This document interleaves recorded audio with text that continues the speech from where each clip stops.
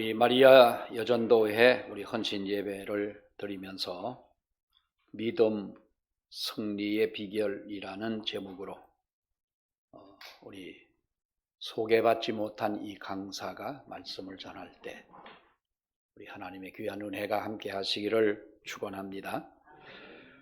미국이라고 하는 나라는 누가 대통령이 되든 대통령이 취임할 때는 성경책 위에 손을 얹고 선서를 합니다. 그 뜻은 하나님의 말씀을 따라 순종하고 하나님의 말씀에 기초해서 나라를 다스리겠다는 선서이기도 하고 또 신앙 고백이기도 합니다. 우리가 성경 위에 손을 얹고 기도한다라고 하는 것은 대단히 중요한 의미를 갖습니다.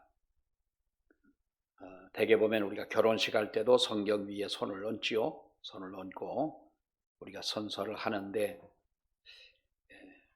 그렇게 선서를 100번 하면 뭘 하겠어요. 실천을 해야 중요한 것이죠.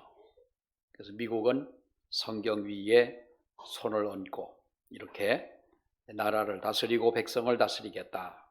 강력한 군대에게 선언하는 것이 아니고 미국 같은 강력한 미국의 경제에다가 손을 대고 하는 것이 아니라 살아계시고 또 역사를 주장하시는 그 하나님, 그 하나님의 말씀 위에 선서를 하는 것입니다. 그래서 세계의 강대국, 우리가 조금 미국 물러가라 합니다만은 아니 미국이 있으면 자기한테 뭐가 손해고 또 미국이 물러가면 또 좋을 것도 뭐가 있겠어요. 우리가 미국이라고 하는 나라는 안 가 있는 그 나라가 없습니다. 저 아프리카며 남미며 유럽이며 일본이나 또는 우리 한국이나 어디나 미국의 군인들은 다 이렇게 가 있는데 세계의 안정을 위해서 이렇게 나가 있지 않습니까?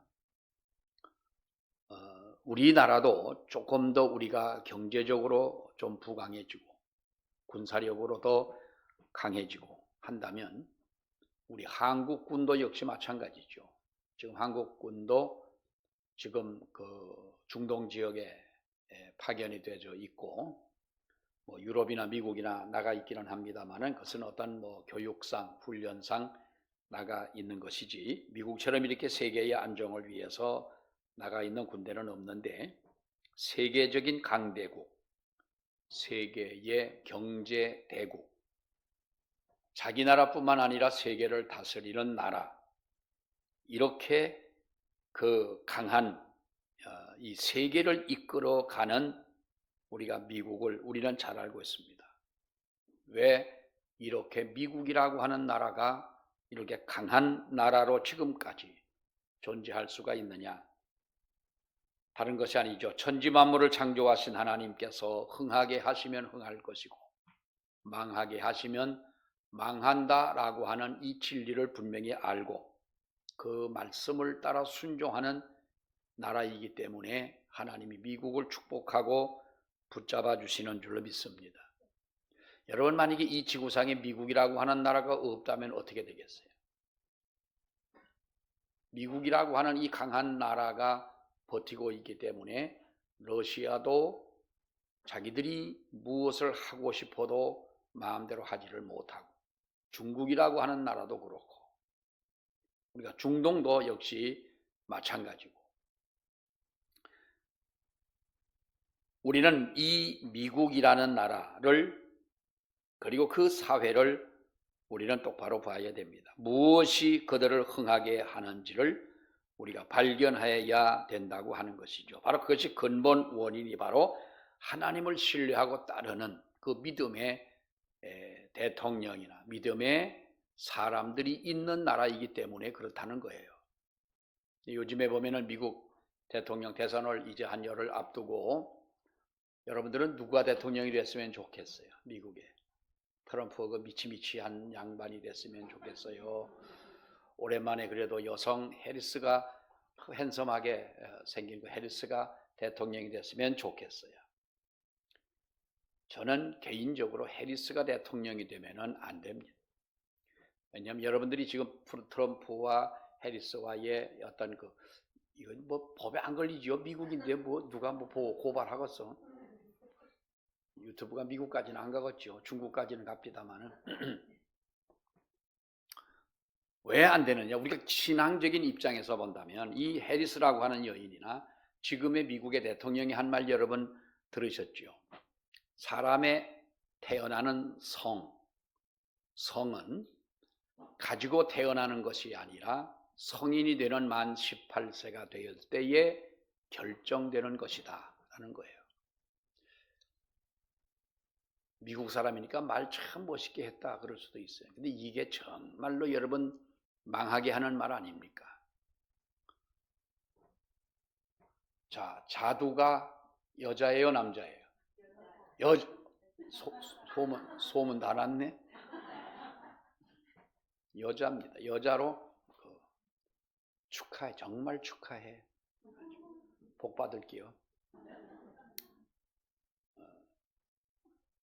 여자로 태어나고 남자로 태어나 세상을 사는 것이지 하나님이 남자로 만드시고 여자로 만드신 것이지 어떻게 자기의 성을 취향대로 성인이 되었을 때에 나는 여성이다 남성이다 자기가 결정하느냐 그 말이에요.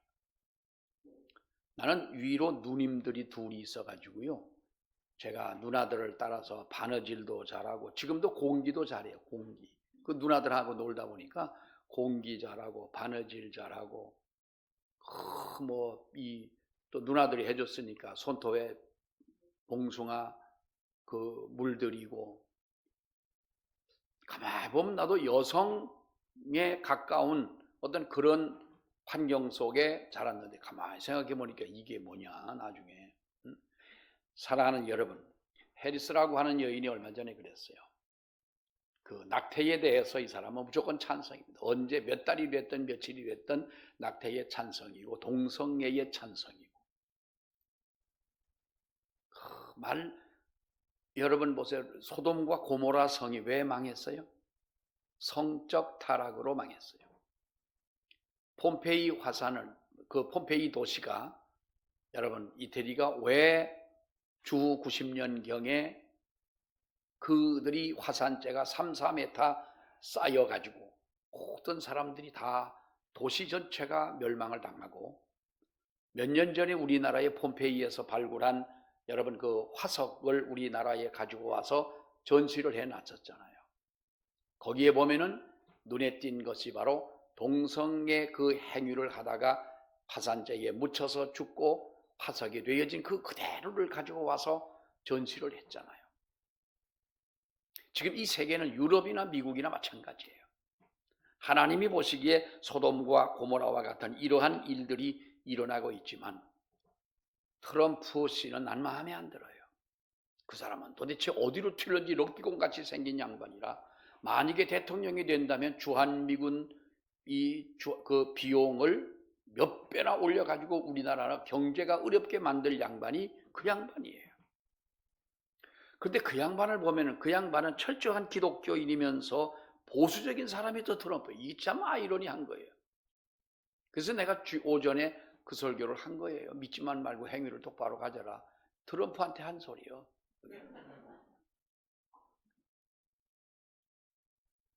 자, 여러분 찍는 건 여러분 마음대로 찍으시길 바래요.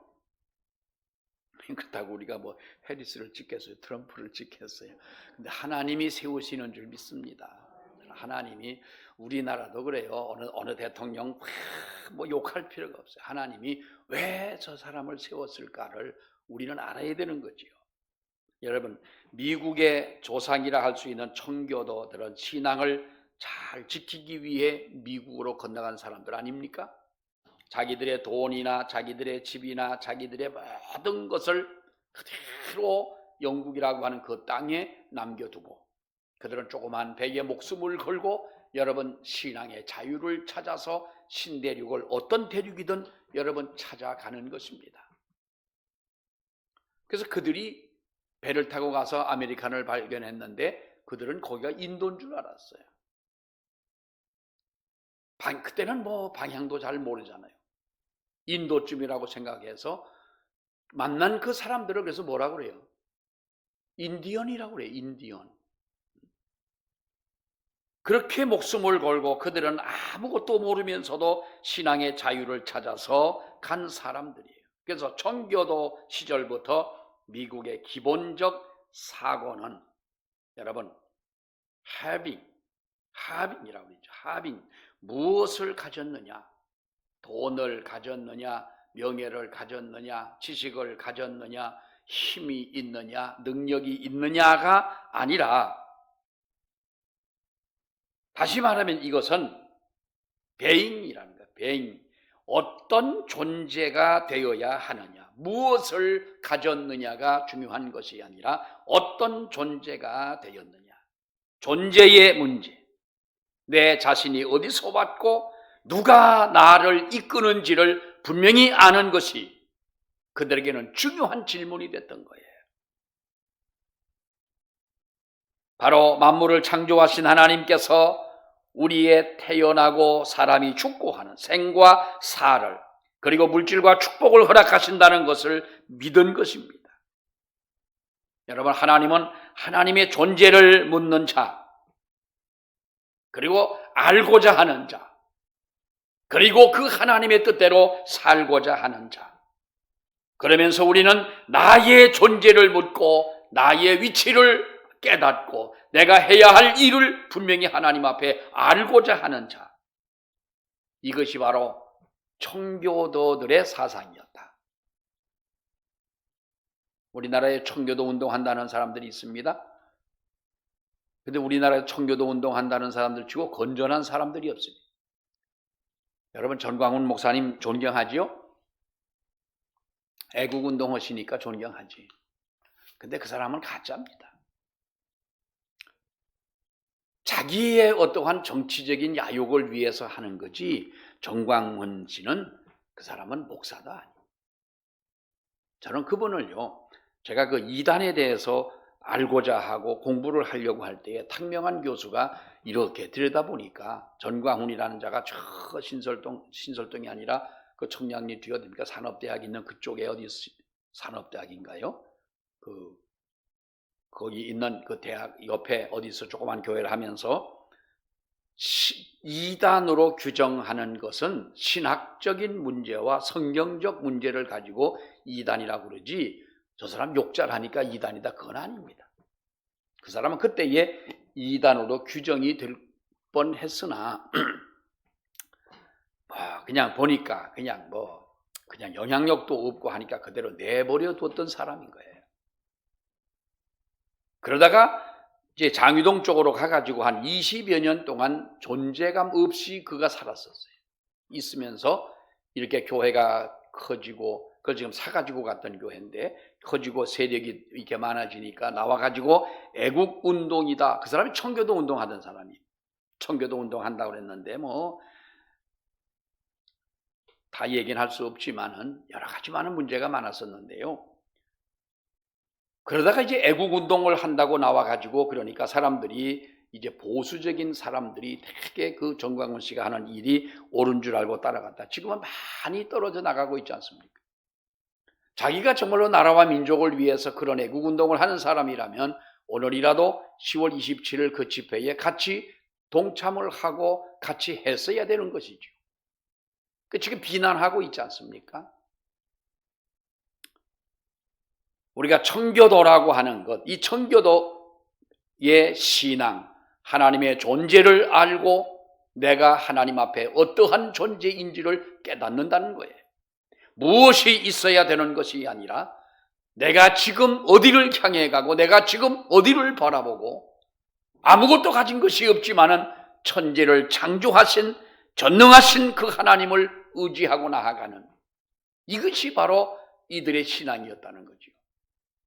여러분, 우리가 청교도라고 하면은 미국밖에 없는 줄 압니다만은 영국에서 핍박을 받았던 청교도들이 온 곳이 미국이라면 프랑스에서 신앙의 핍박을 받던 사람들이 간 곳이 스위스였어요. 그들이 스위스는 여러분 높은 아주 산들이 있는 곳 아닙니까? 이 스위스 하면 뭐가 생각나요? 가보지는 못해서도 알프스 산이 생각나죠. 알프스 산이 있습니다. 그 알프스 산 깊은 곳으로 들어가서 그들이 신앙을 지키기 위해 깊은 곳으로 들어가는 거예요. 우리나라에 여러분 천주교의 왜 그 뭐 수도원 같은 청운을 가다 보면 그 풍수원이라는 곳 아시죠? 단월지나 청운지나 조금 가다 보면 풍수원이라는 곳이 있고, 여주 북내면 저 안에 들어가면은 거기에도 이제 무슨 큰 수도원이, 수도원들이 왜 저렇게 깊은 산 속에 들어가 있냐? 옛날 그 불교가 깊은 산 속으로 들어간 것도 핍박을 때문에도 들어갔다고 합니다만은 캐톨릭이 거의 그렇지 않습니까? 이제 그 핍박을 받아서 핍박을 피해서 이제 산으로 들어갑니다만은, 여기 스위스 알프스 산 속에 들어가서 신앙을 지키기 위해서 그들이 들어간 곳이고, 그 나라가 스위스라고 하는 나라인 거예요. 그들이 모여서 기도하고 그들이 모여 살던 곳, 그것이 바로 제네바인 것이, 제네바라고 하는 거예요. 제네바는 조그마한 도시잖아요. 인구가 통틀어 600만 정도밖에 되지 않는 작은 나라입니다. 그러나 제네바에는 이상하게도 세계의 금융업 본산이 있는 곳이고, 세계의 모든 여러분 그 금융업에 대한 모든 그 중요한 기관은 이상하게 제네바에 모여 있다는 거예요. 미국도 그랬고 스위스도 그렇습니다.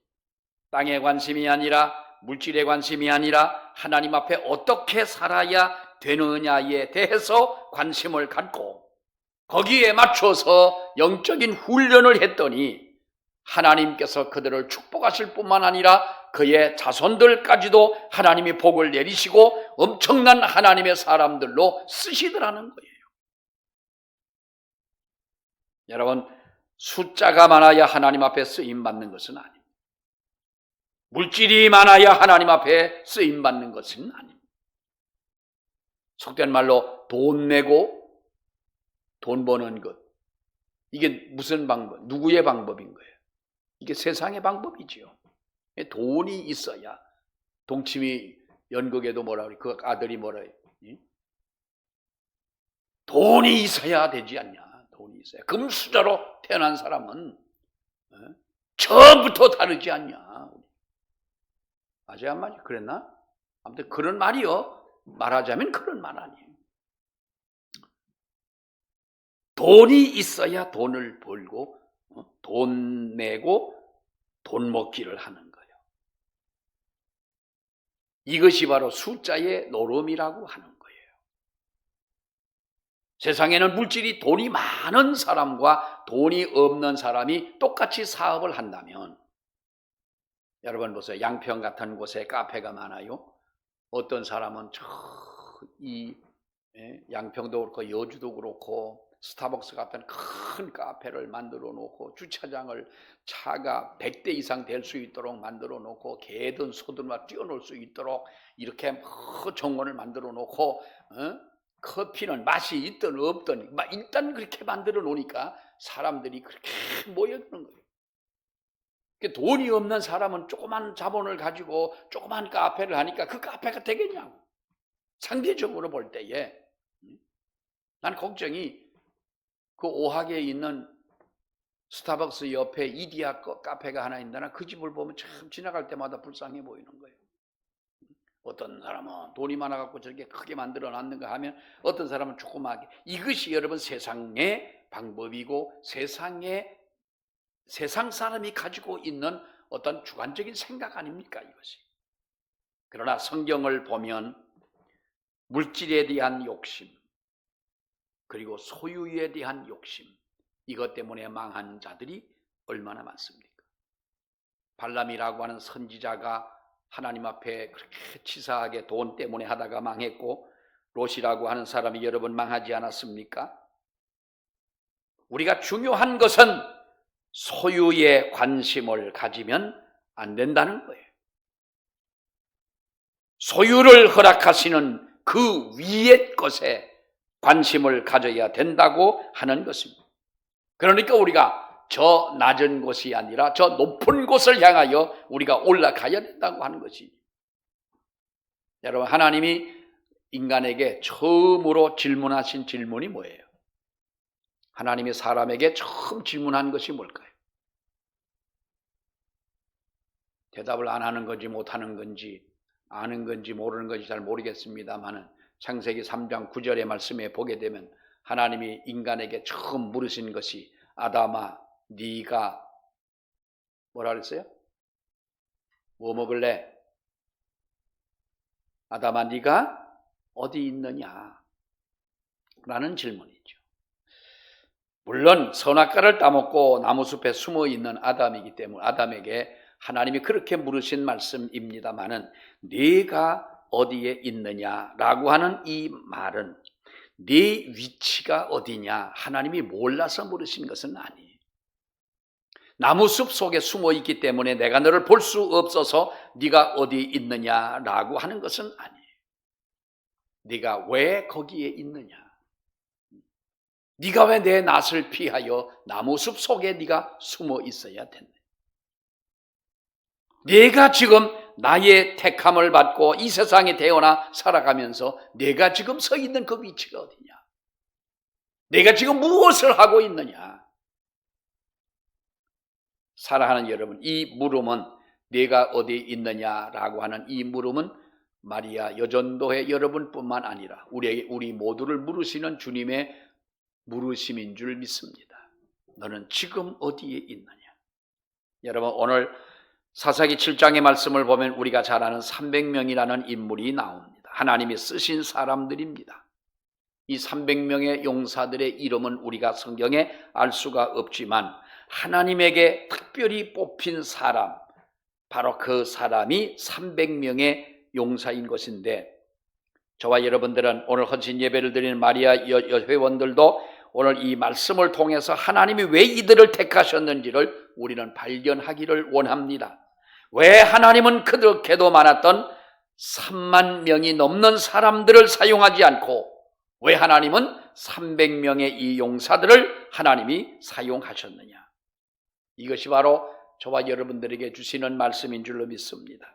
여러분, 오늘 본문의 말씀에 보면은 우리가 잘 아는 대로, 우리가 읽은 대로 미디안의 침략을 이스라엘이 받습니다. 사사 기드온이 있을 때에 이들이 바로 엄청난 군인 13만 5천 명의 대군을 이끌고 이스라엘을 침략해 들어옵니다. 13만 5천 명.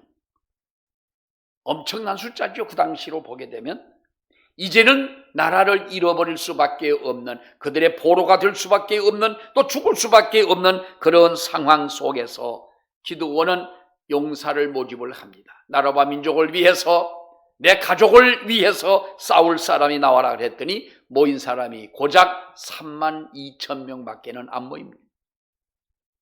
그런데 여러분, 하나님은 기드온에게 뭐라고 말씀을 하십니까? 말씀하시기를 숫자가 너무 많다. 아니, 적군은 13만 5천 명인데요. 지금 우리는 모인 사람이 3만 2천 명밖에는 안 되는데 하나님은 말씀하시기를 숫자가 너무 많으니 돌려보내라.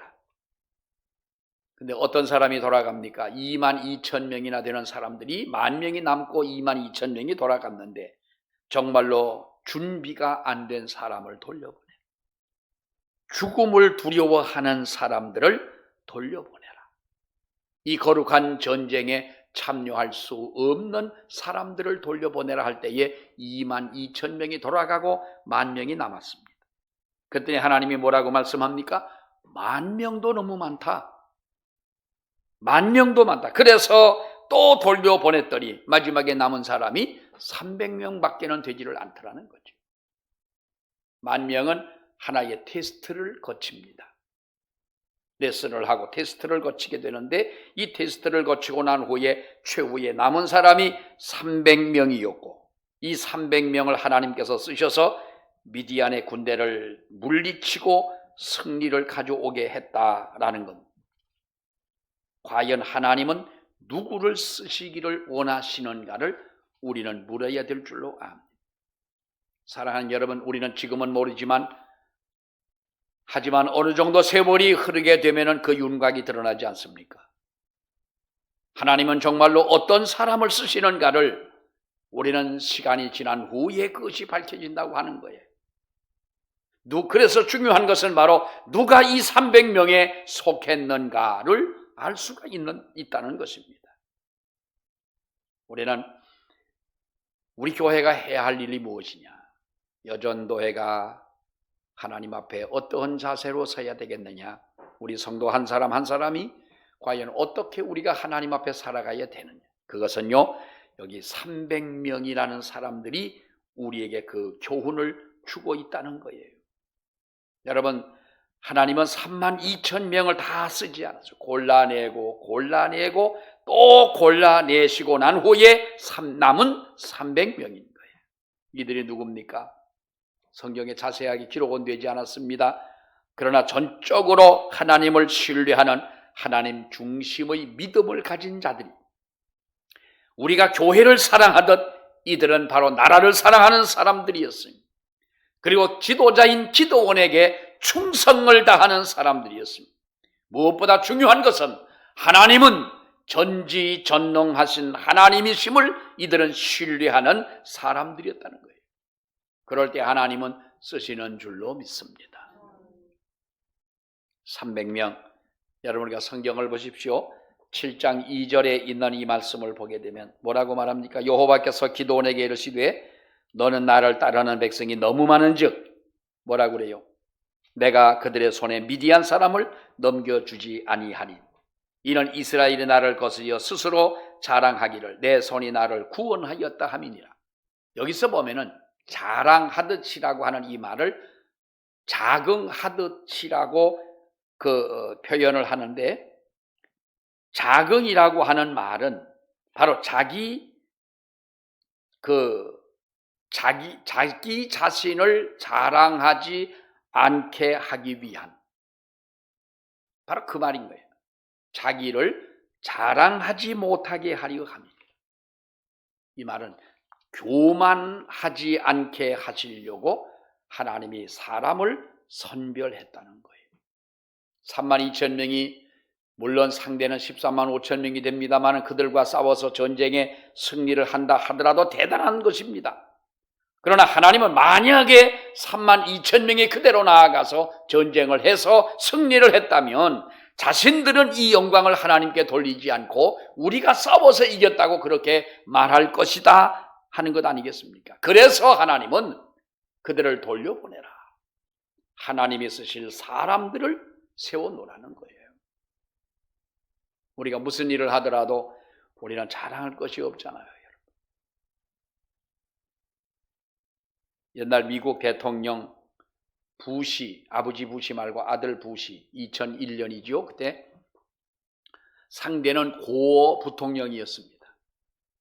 누가 보더라도 고어 부통령이 당선될 거라고 넉넉히 이길 것이라고 생각을 했습니다. 부시와 고어가 둘이서 TV에 나와서 이제 토론을 합니다. 토론할 때에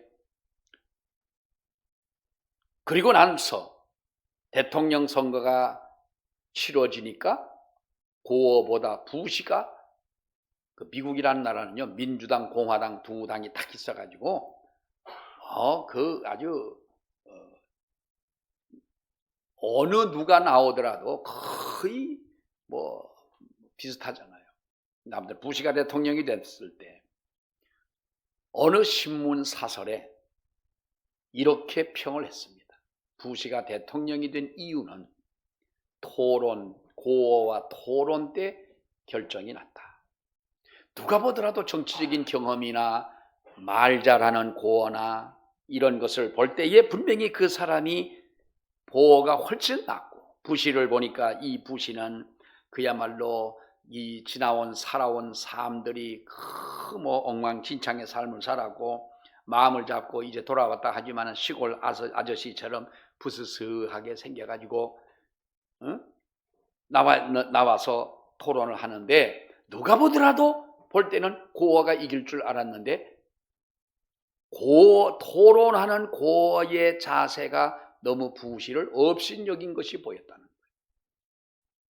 너무 교만한 모습을 보니까 미국 사람들의 마음은 거기서 확 부시시한 부시로 돌아간 거예요. 사람은 부시시해도요, 하나님이 아니다고 하면 아닌 것 아니겠어요? 여러분 보세요. 우리가 하나님 앞에 자랑하지 못하게 하려 함이라. 내가 무엇을 했다고 자랑하지 못하게 하려 함이니라. 정말 나는 아무것도 아니라고 하나님 앞에 겸손하게 엎드릴 때에 하나님은 그것을 기뻐하시는 하나님. 무디가 모세의 일생을 성경을 통해서 이제 강의를 하면서 그런 모세의 일생을 세 가지 스테이지로 이제 이렇게 단계로 나누어서 설명을 했습니다. 모세가 몇 년 살았습니까? 여보세요. 모세가 몇 년 살았어요? 그럼 아주머니 그랬다요? 네? 자, 120년을 살았습니다. 120년. 제가 어느 교회 가가지고 아주머니 그랬더니 졸다 말고 조는 아주머니가 앞에 있었어요. 아니 아주머니 왜 조세요? 난 왜 남의 교회 가나 우리 교회 가나 조는 분들이 이렇게 눈에 들어오는지 몰라. 아 졸려면 저 뒤에가 졸지. 앞에 제일 앞에 나와서 조는 거예요. 그래서 아주머니 그랬더니 권사님이래요. 권사를 가지고 아주머니라니까 아주머니나 권사님이나 뭐 그 말이지 뭐 삐져가지고 내가 삐지나 안 삐지나 뭐 날 뭐 그 교회에서 뭐 또 불러줄 거야. 뭐 할 거야 그냥 뭐. 자, 모세가 120년을 살았잖아요. 근데 그분은요, 나누기가 참 좋아요. 애굽에서 40년, 또 광야에서, 미디안 광야에서 40년, 그리고 이스라엘 백성을 또 인도해 오면서 40년. 아주 나누기가 간단한데, 그러니까 처음 40년, 중간 40년, 마지막 40년, 이렇게 나누는데, 모세의 처음 40년 애굽의 궁중에서 왕자로 자라던 그 시대, 그 40년간의 그 모세를 묘사하면서 뭐라고 무디가 말을 했는가 하면 I am somebody라고 했어요. I am somebody. 굉장한 인간인 것처럼 착각하고 살던 시절이 바로 40년이었다는 거죠. 뭐 그렇잖아요. 어떻든 유대인으로 태어났지만 히브리 사람으로 태어났지만은 거기에서 왕자로 살았으니 여러분 그야말로 I am somebody인 거예요.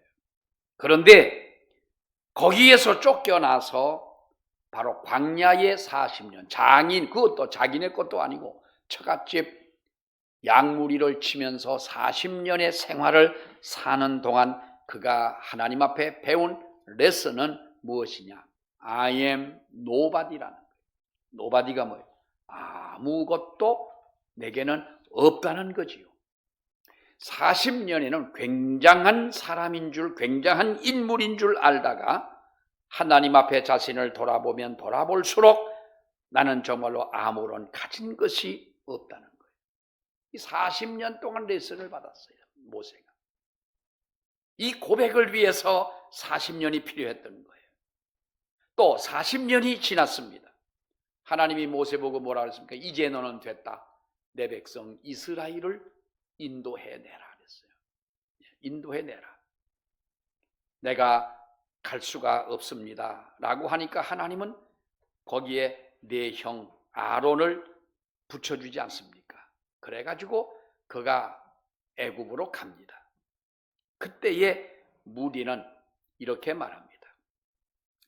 모세가 마지막으로 하나님 앞에 고백한 것은 I am God body라는 즉 나는 하나님의 사람이요 하나님의 종이라는 거예요.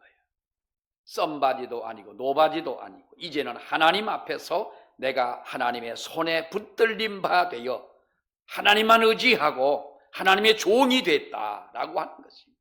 그때는 하나님의 능력이 나타나고 하나님의 기적을 베푸는 사람이 되지 않았어요.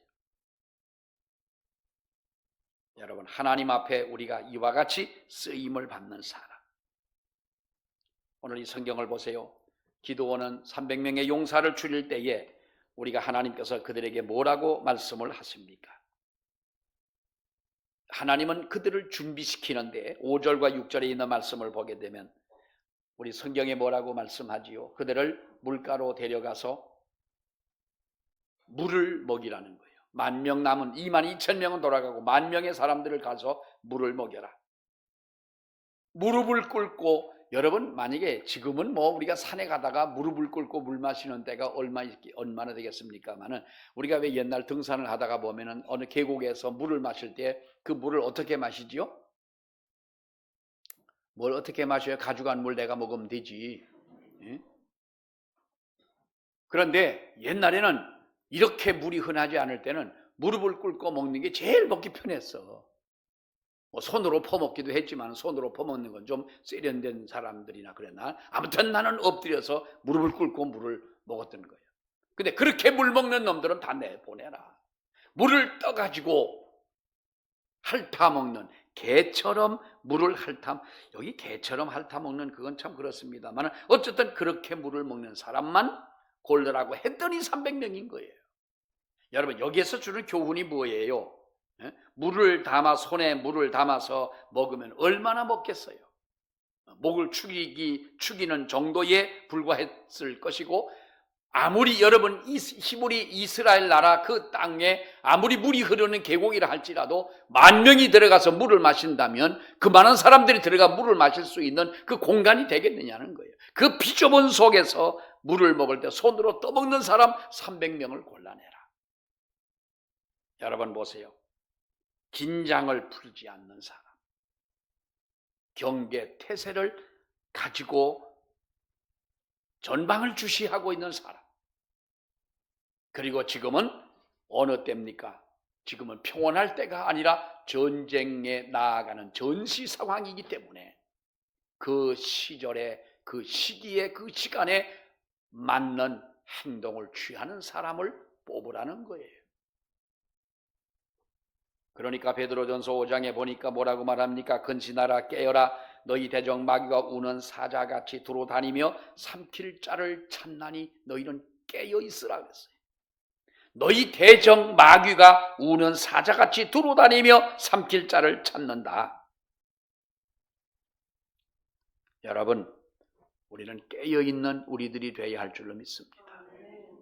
옛날에 학교에서 일하던 분들을 뭐라고 불렀죠? 학교에서 일하시는 분들. 아니, 뭐라 고발 안 할게요.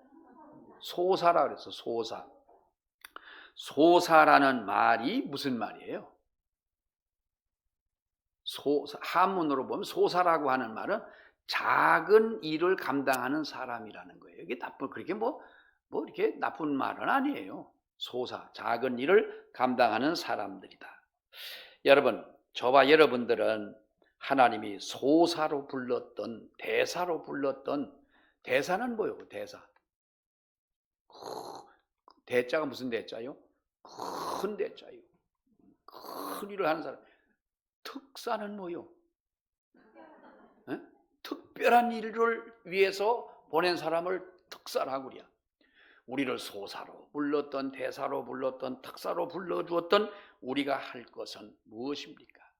우리가 시기에 맞는, 정말 하나님이 원하시는 사람으로 진정한 그 모습을 간직하고 살아가는 우리가 되어야 하지 않나. 이것이 우리 마음에 새겨져야 하고 우리 몸에 배어져야 할 줄로 믿습니다.